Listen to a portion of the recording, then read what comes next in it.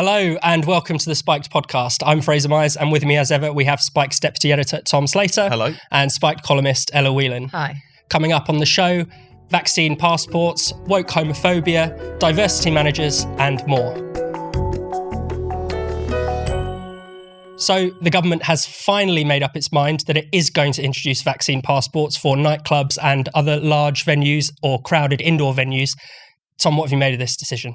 Well, they seem to have made this decision. As you said, Prime Minister's spokesman this week said that they're going to come forward in the next couple of weeks with some concrete proposals for it. We were told this was coming, but I think there was always an assumption, and I said it myself, that this is probably just going to be a bluff because of the fact that the vaccines had broken the link between hospitalisations and deaths, and because there was a pretty concerted effort to just try and drive up vaccine uptake amongst particularly young people and particularly those kind of harder to reach sections of the population. But it seems, at least for the moment, that they are planning to go through with it. I think it's particularly nonsensical now, given all that we know about the Delta variant in particular. So in recent weeks, because of various studies going on in the UK, US and elsewhere, that the number of breakthrough infections, as they're called, people who have been double vaccinated but still managed to become infected and also managed to pass it on, is higher than we would have liked. You know, as we're seeing in so many different ways, the Delta variant, because it can spread so quickly, is kind of overcoming a lot of our defences, even the best defence we have, which is the vaccine. It's not to say that the vaccines don't work. They do work. They really protect you against hospitalisation and death. But if your concern is about having a load of people in an enclosed space and the potential for them to spread it, whether or not they're double vaccinated isn't the guarantee that we thought it might have been a few months ago. So all of this, you just get the sense that they're basically just dug into this policy now, and they have to implement it in one way, shape or form in order to show that they were serious about it, even as any rationale for it starts to unravel. But you always have to remember what this comes at the cost of, which is all the civil liberties points which we've gone blue in the face making on this podcast. For the sake of maintaining their bluff, they're going to have to infringe upon all of those freedoms. Well, that's the point exactly, Tom, isn't it? I mean, as we've said a million times before, they're authoritarian, would turn us into a kind of papers, please society. They're divisive in the sense that they divide society into the vaccinated and unvaccinated for no reason. And now the scientific case, the public health case, has been completely obliterated. And yet it persists. Ella? It's just that it feels incredibly procedural, even the timing of it, because we're now, if you think about, we've had the summer, which is when most people are going to be going out. I mean, the main thing that's going to change in September, October time in the next few months is that schools will go back and universities will go back. Large number of universities are keeping with online only lectures. So it's not like you're suddenly going to have Freshers Week with people spilling into clubs. There's no logical even reason to bring it to make this decision now, other than you feel like, is he being shamed by Macron's health pass? Is Boris Johnson feeling the pressure elsewhere? There's no, it just feels incredibly tick boxy, which, as we've said for many times on this podcast and throughout the pandemic, has been one of the greatest evils of the restrictions. And that it's one thing to bring in something that you think is necessary in times of emergency. But now at the tail end of the pandemic, when people have, as Tom was saying, loads of people have vaccine protection, but there's this question of the Delta variant, it doesn't make any sense.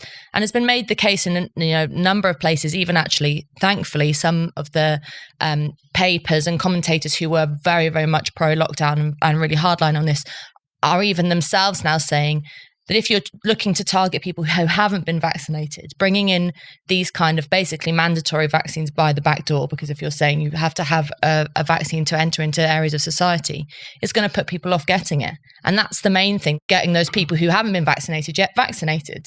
And this seems like a barrier to that. Do you think it's really the French example that has set the tone here? I mean, Macron very famously has, there are lots of other examples in Europe. I mean, there are some US states that have gone down the vaccine passport route, but Macron and France have gone way further than anyone else. You have to present evidence of vaccination to have a coffee in a coffee shop and go on a train to, travel from one city to another. And it seems to have worked in the very narrow sense that more people have got vaccinated. Yeah. When Macron made his announcement that no jab, no freedom, essentially, the booking site for vaccines crashed. And this was in a very kind of vaccine hesitant country already. Yes. But isn't there a kind of broader problem? I mean, doesn't it, in the long term, doesn't it undermine trust in public health? And in France, there has been a huge backlash. There's been, 7 weeks at the time of recording in a row of massive protests, many of them with over 100,000 people at each demo. So Are we just looking at the short term? Are we just copying other countries? I mean, what's really going on? Well, I think the first point is even if something works doesn't mean you should do it. I mean, that's the number one point. The other thing is that in the question of people not taking up the vaccines, first of all, it's different country to country, but also it's quite clear that you have different issues there. You have people who haven't got round to it or are a little bit hesitant in that way that people are just a bit risk averse about putting something in their bodies or whatever. They need to just be reassured. And then you've got a kind of more hardcore anti-vax through to very conspiratorial in some cases, and the question is whether or not this is actually going to help. Now, obviously, in France, the vaccine hesitancy, anti-vax sentiment was a lot bigger. In the UK, it's a much more slim problem, and the question is, when we're dealing with a much more discrete problem, are these measures justified? I don't think they're justified in any case, but still, it seems like using a sledgehammer to crack a nut. But at the same time, will it work? I think in our context, it's a very different set of circumstances. First of all, because the vaccine passport system is nowhere near as draconian, so therefore it's not as much of a big stick to wave around in quite the same way. But also because of some of the evidence that we've seen. The Guardian had a report out this week on a study people they reckon would be actually put off by the threat of vaccine passports. There was also a report the other week, or it might have been this week, about there being about 1.5 million people who didn't come forward for their second Pfizer jab. Yeah. They don't really know why. So again, I don't think first of all, whether or not it works is besides the point. You have to have some semblance of principle in this discussion about bodily autonomy, about how the state should relate to the individual, all of those very important things. But I don't think it's a cut and dry case that it will work. And also considering the fact that the Delta variant has completely changed the game. Yeah. We're at a position now in the pandemic where, particularly on the question of vaccines, we really are talking about personal responsibility and personal choice here. To a large extent, all those arguments about saying you're selfish if you don't get it have kind of melted away because of the fact that you can still catch and spread it if you are vaccinated. It's about your own personal protection. And so in that instance, the whole rationale again completely unravels. So will it work? I feel like it won't, but also for what at this point, really? Well, it's a bit like that. If you make it impossible to go into a nightclub unless you have a vaccine passport, it's likely that young people that's what's happening in France. If you make it impossible to move without a vaccine passport, then of course you're going to go and get vaccinated. But it's also really frustrating that the government here has given up on previous tactics. Like, remember all those pilots early on in summer where you had events of, quite a few of them were outside, but I mean, events with thousands of people, that nightclub event, where there was no question about vaccine passports there. It was all based on testing beforehand, testing afterhand, and having various other measures. And it was very successful. I remember us talking about it on this podcast, the fact that there was a handful of cases after those. The whole success of that seems to have been forgotten. Also, the question of shielding and the differentials of how this virus works has also been forgotten because I'm feeling nervous about the Delta variant coming back around again. Not for myself, because we know that being double vaccinated protects you and from the symptoms of COVID, but for the bounce back into the elderly. And rather than, at this point, rather than saying we will penalise this quite small section of society, I mean, clubs in Glasgow have been pointing this out. It's not pubs, it's not restaurants, just nightclubs. Penalising a very small section of society like this for the sake of what? It doesn't even hold up with the other arguments of protecting the NHS, of protecting the elderly, those laudable things that we were doing throughout the pandemic. It feels very much like the government's given up and really is doing this to look like it's doing something serious, which is pathetic and dangerous for civil liberties. Is it, I guess, yet another example of how perhaps Freedom Day was not quite all it seems. We were talking a bit about this when it was announced. It was, vaccine passports were announced on the eve of Freedom Day, unfortunately. And we know in a few weeks' time, or as schools are going back, things are not quite back to normal. And there are threats of bringing back some of the pandemic containment measures. As you've suggested, Ella, universities are not going to be fully in person again.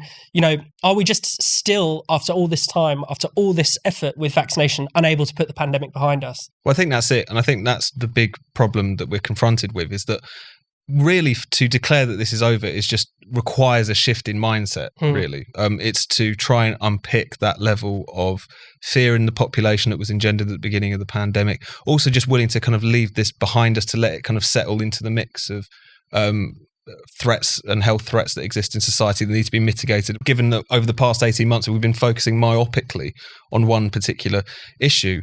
I think it's, the opinion polls being what they may, I think you kind of sense in society nevertheless that people are starting to relax a little bit. I think that's probably behind the fact that there's a lot of people who aren't coming forward and being vaccinated or missing their second vaccination. It's because that level of threat is kind of dissipating a little bit.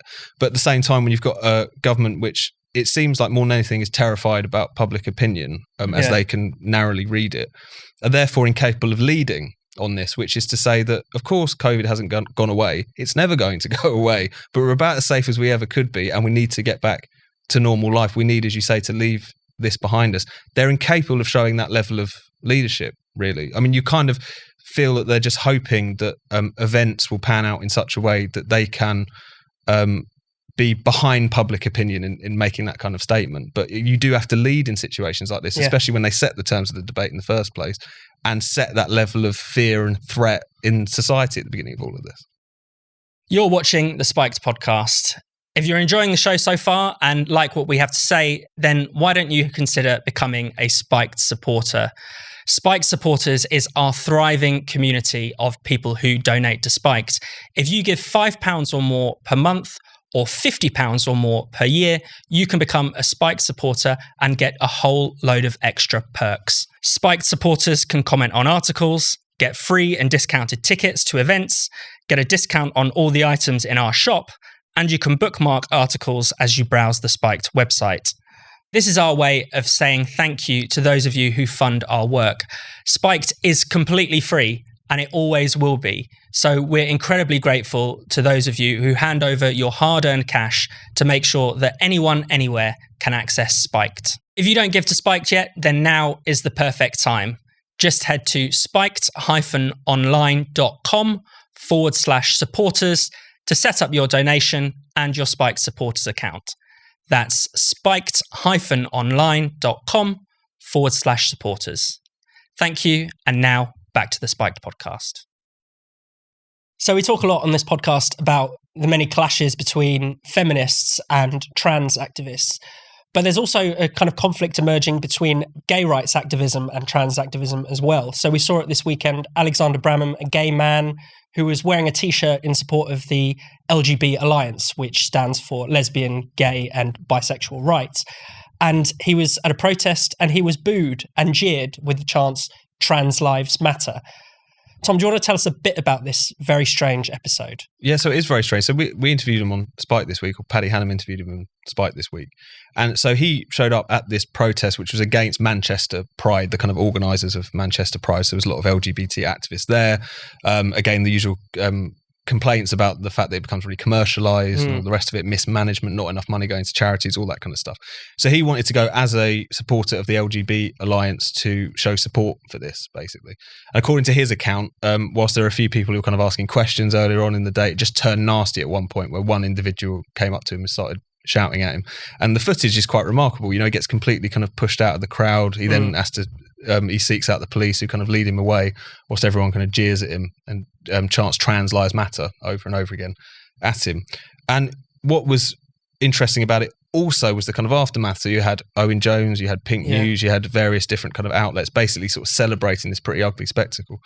And you have to think what it was that what it was that was being jeered about here, because the LGB Alliance, if you listen to Pink News or Owen Jones or whatever, they basically act as if it's a hate group, like it's a far right organisation. When ultimately it's an old-fashioned gay rights group, which is gender critical. It's concerned about the way in which gender recognition undermines the Equality Act, sex-based rights, all the rest of it.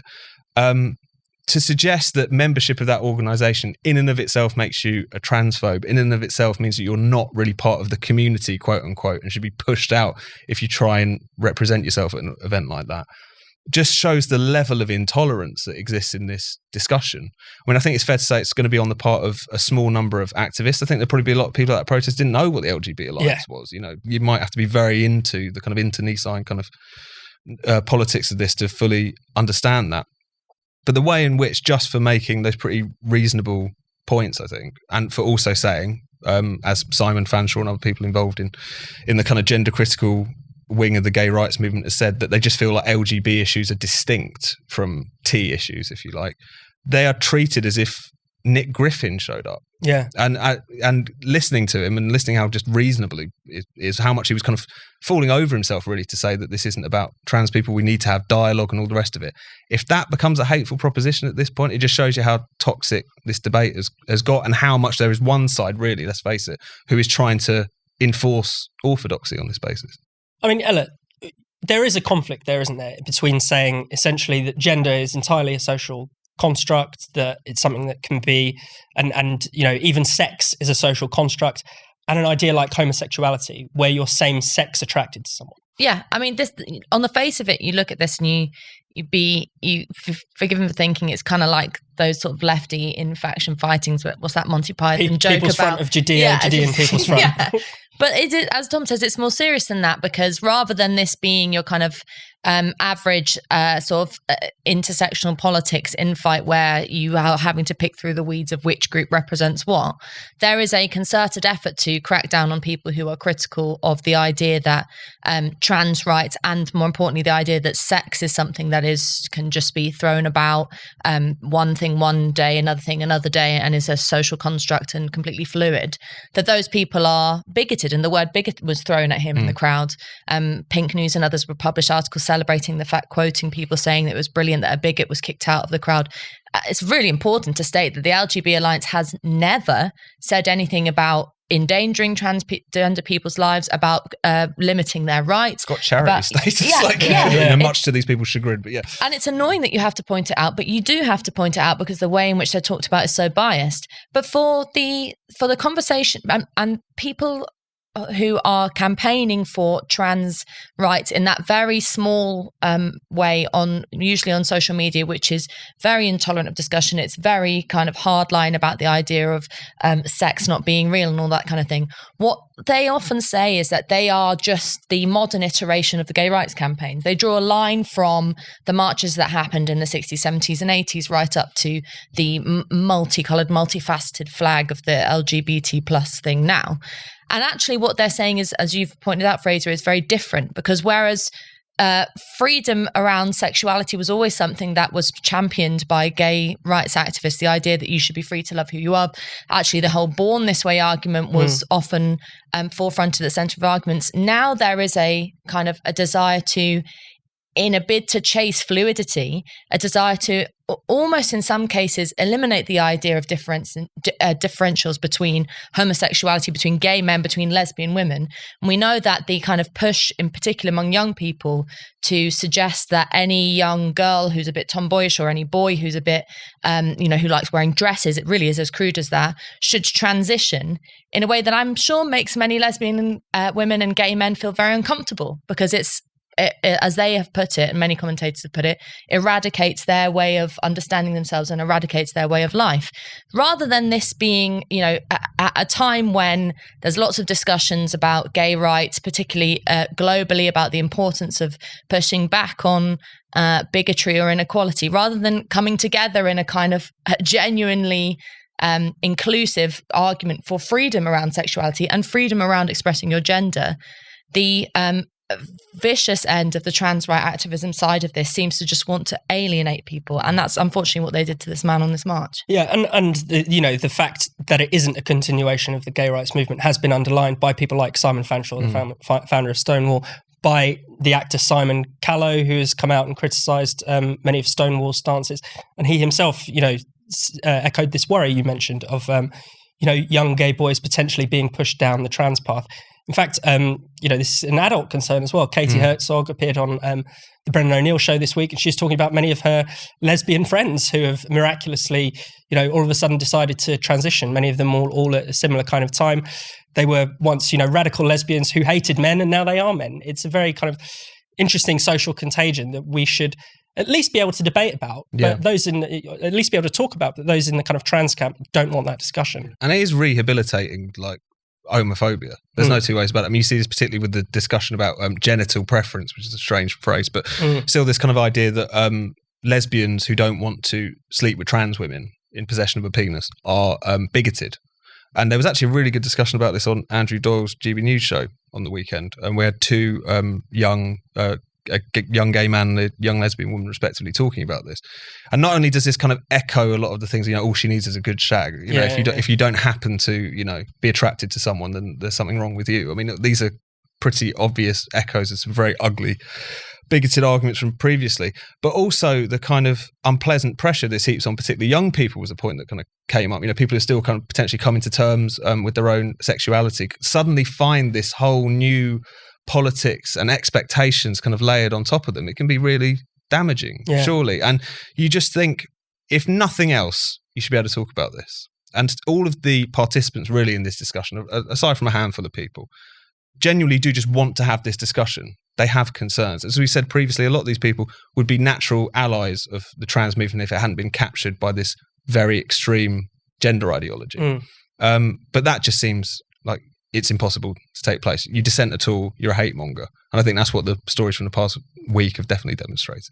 So we often talk about the NHS as if it's a kind of unofficial state religion, but there are many other values, especially in the kind of woke era, that are really getting the same kind of religious devotion. One of those in particular is diversity. So we're living at a time when the NHS has record high waiting lists, and yet at the same time, it's forking out a hell of a lot of money on diversity managers, some of whom will earn around 75 grand a year. I mean, this is pretty strange, possibly even quite shocking. Tom, what have you made of it? It's really interesting because obviously, as you say, I mean, there was a couple of these job descriptions that went viral this week. And when you think about just the amount of importance they obviously place on these roles, as you say, kind of making more than your average junior doctor, you think something very strange is going on here. You also think something very strange is going on here when you think about how diverse the health service is. The health service medical staff, I think I'm right in saying, is about 50% white, whereas the country is about 86% white. Asian people in particular are overrepresented fourfold, I think, as opposed to the population. And so what are these diversity managers there to do, really? Yeah. I mean, and you suspect that part of this is just about the general kind of ideology of diversity, which is very much about managing workplace relations in this quite ugly way, the idea that you've got basic irreconcilable communities who need to be constantly tutored through their engagement with one another in some way, shape or form. It's not about driving up the actual diversity because it's an incredibly diverse sort of place. Yeah. And so not only, as you say, it just shows that even in an institution which has a very practical point to it, it's there to look after people, it's there to provide healthcare. Even there, these other kind of political concerns, and this is political at the end of the day, start to seep into it. So even if this can happen in the National Health Service, it shouldn't be a surprise that it's taken over practically every other institution in the country, I guess. And we've seen, a lot of the woke politics creep into the NHS, and presumably this is the work of these diversity managers. I mean, earlier this year, a leaked A to Z glossary of diversity, equality and inclusion terms was made available to the public, accidentally, I suppose, and now it's private, talking about things like white privilege, talking about intersectionality, talking about transitioning, all that kind of stuff. I mean, Ella, what do you make of this? I mean, supposedly the NHS is meant to be rational and following science and, in order to give people the best healthcare. Well, I think it's incredibly insulting to staff. I mean, this is, for me, first and foremost, really a workers' issue, in that the suggestion of having these diversity officers or, people on oversight boards is to police what staff are doing and police their interactions with their patients. And any overworked nurse or doctor or cleaner or, anyone, administrator in the NHS knows that when they are dealing with patients, it's one of the most personal things you can do. And unless you meet the odd kind of arsehole, most people working in the NHS are angels and they will do anything to accommodate you. And anyone who's been to hospital recently knows that even during the worst periods for the NHS throughout the pandemic, people they care. That's their whole role. And so they're not going to call you the N-word. They're not going to misgender you on purpose. All these things that are now sort of at the forefront of these kind of diversity schemes' attention, staff are already doing and have been doing for many, many years. I mean, you also made the point in your article this week, Fraser, that, the eye-watering sums that they're on, was it 75,000 75 grand a year. I mean, I don't want to make the penny pinching any NHS argument because it's boring and it sort of often misses the point. But on the radio this morning, you had one of the CEOs of NHS providers who's kind of in charge of these trusts coming on and begging the Chancellor, saying, unless you give the NHS more money, unless the government funds us, people will die from not getting care. And so that there's cognitive dissonance there between paying extortionate sums to people who do sod all, really, other than, tell people what to say and what not to say. Welfare for the middle classes, and then you have nurses and doctors and cleaners and all the staff who actually deal with making people better and keeping the place clean and sanitized and safe are on pittances. So it's really quite sickening in that regard. And the NHS is not the only example, obviously, of this kind of, institutions going into woke overdrive, but also it's not the only example of an institution that feels the need to become more diverse, even though it is already diverse, or perhaps even more diverse than the country itself. I mean, the BBC is in a similar position. It's a similar thing going on in the advertising industry, in the TV industry as a whole. The Bank of England is explicitly setting diversity targets that are higher than the population as a whole. I mean, what does this tell us? I mean, does it just say this urge cannot be satisfied, that there's no level of diversity that's ever enough? Well, I think it shows as well that it's not really about diversity as the kind of lived experience of that in a workplace and society or whatever else. It's about the politics that's become attached to it, really. As you say, there's the quotas thing. There's a part of this which just becomes sort of virtue signalling. I mean, even a quota that was bang on the percentage of the population would be a quite weird sort of racial bean counting thing to do. If there are obvious barriers that need to be addressed, they should be taken down. But at the same time, the idea that you're going to get perfect representation in all spheres of life is ridiculous and can lead to some quite patronising and divisive policies to try and correct that. But again, there's more to this, as we know. It's about pushing a kind of identity politics. It's about pushing a form of racial etiquette in many instances. It's about communicating the right quote unquote values. And as much as we might blanch at it when you see it happening in the health service, even the fact that pretty much any arts institution you could think of is basically paid up to this stuff is weird. Like, why would all of them basically speak with one voice on issues of identity and all the rest of it? So the unanimity of thinking amongst all these institutions is quite striking. And I think that's what this is about, really. The quotas and stuff, that's just kind of virtue signalling by the sidelines. But really what it's about is the domination of this kind of politics and the way in which it's seamlessly just been able to take over all these kinds of institutions almost overnight, it feels like. Right, and let's finish on Geronimo, the alpaca. Can we get a health update on him? What's happened? He's with the angels now. He's no more. That's why we're dressed like this.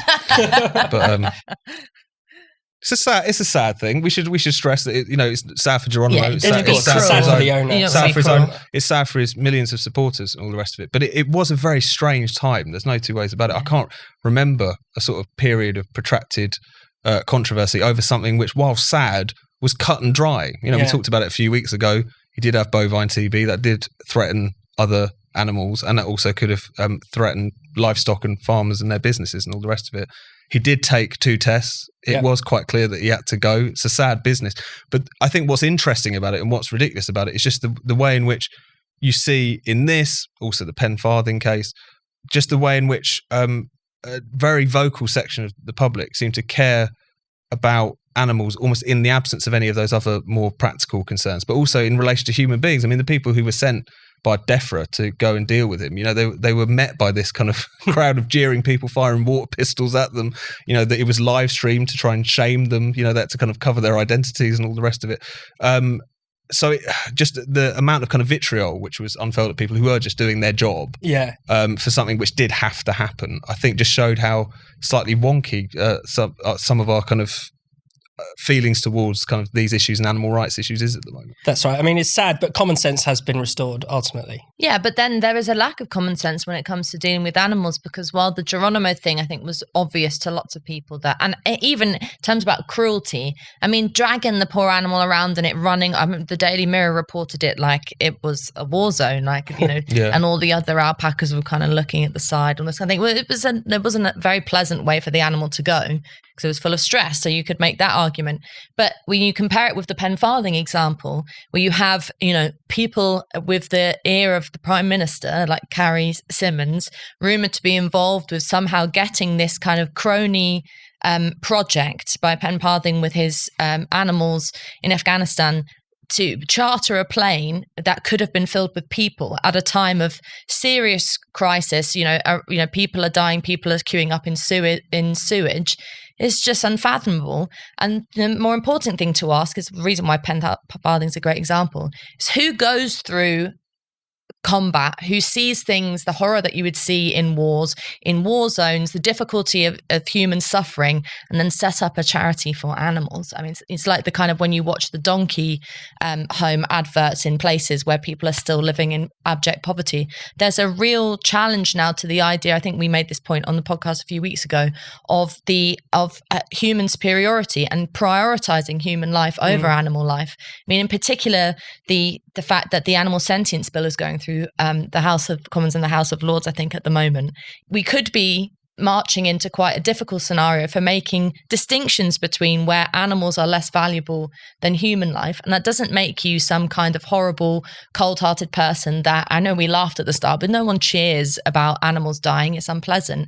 But also it was the circus that was amusing at it was the times. pantomime of it, but it's also saying at the end of the day, when you have to make a decision between human life and animal life, I think you're morally corrupt if you don't side with human life. Rescuing hundreds of animals while leaving, a similar number of humans behind is the colder and crueler position. No question. And even, because people say, they were going to be in the cargo hold, whatever.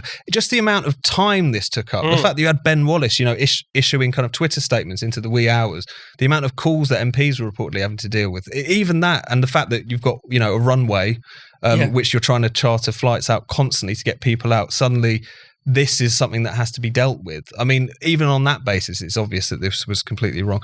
But the example I always go back to is Harambe. Was that 2016? Because that, I think, was when you really saw a lot of people had lost the plot. So, of course, this kid falls into this gorilla enclosure. Then Harambe, the gorilla, starts dragging him around. And, of course, someone shoots the gorilla to save the child. And there was that Justice for Harambe petition. It got 500,000 signatures. And it was called not only saying that this was terrible and Harambe shouldn't have been killed. I don't know, they should have wait until he fell asleep or something. I don't know what they were suggesting would happen. Tranquilized him, I guess. Obviously, there wasn't time for that kind of thing. It was a split-second decision and the right decision. But also saying that basically ultimate responsibility laid with the child's parents. And it was explicitly calling for the authorities to look into this family to work out if these kids were safe. I mean, this is your brain on animal rights, I think it's fair to say. And, Geronimo is a bit of a sadder example, but Harambe, also sad, but even more crazy, I think, in terms of our relationship with animals, of course. Thank you so much for watching the Spikes podcast. We'll be back next Friday. If you hit subscribe and click the bell, you'll never miss an episode. And in the meantime, why not check out all of Spike's other videos and podcasts on this channel? And for more Spiked content, find us at spiked-online.com.